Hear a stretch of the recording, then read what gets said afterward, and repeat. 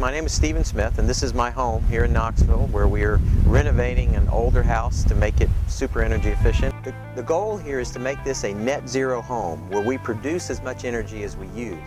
Using the solar panels for both electricity and hot water, and using a super efficient geothermal heat pump, we anticipate that we'll be able to get our energy use basically down to zero.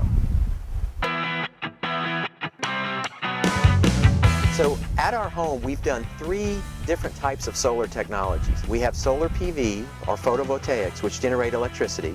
We have solar hot water, which actually collects the sun's heat and uses that to heat our hot water. And then we have solar tubes, which actually allow natural daylighting into our room so we don't have to use electric lighting during the day. And so those 3 technologies at this solar home allow us to basically take full advantage and harvest the full advantage of the sun.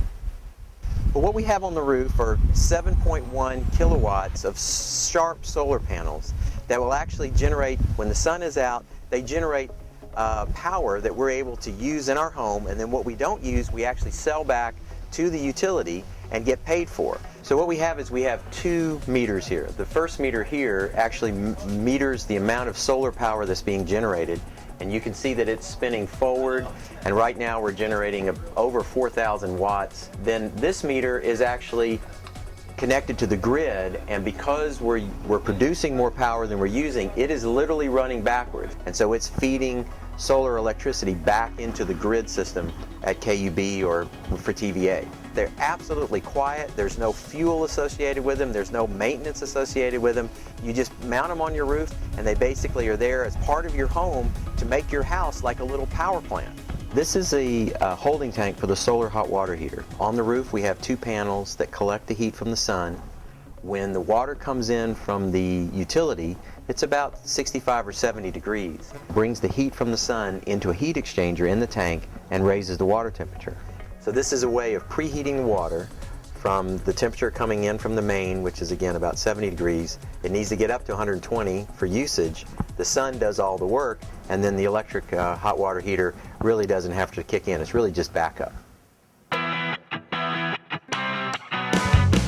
So energy efficiency is always the first thing that you want to do when you're considering a solar system in your home, because you want to make sure that both for the environment and for your pocketbook that you squeeze all the work out of each one of these solar kilowatts that you generate. So what we've done is we've focused in on our appliances, making sure that they're all Energy Star appliances. We've retrofitted our lights with either compact fluorescent light bulbs or LED light bulbs. We've made sure that the home is tight and no leaks. The insulation is good. We've replaced the windows to make sure that they're as energy efficient as possible, and we're working on the geothermal heat pump system to make sure our heating and air system is efficient as possible. And the good news is the price of solar continues to come down.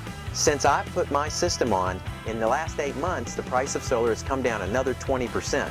So this is really a great time to take advantage of this technology.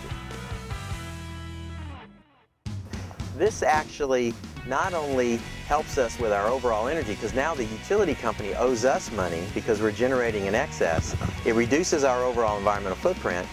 The panels themselves actually help the roof last longer, and we get a great feeling because we know we're doing our part to make the world a better place. So that's a priceless type of thing. So by taking personal responsibility and making the home efficient, using the best technologies available, we basically reduce the overall usage. Everyone should participate in this because everyone's part of the problem and everyone can be part of the solution.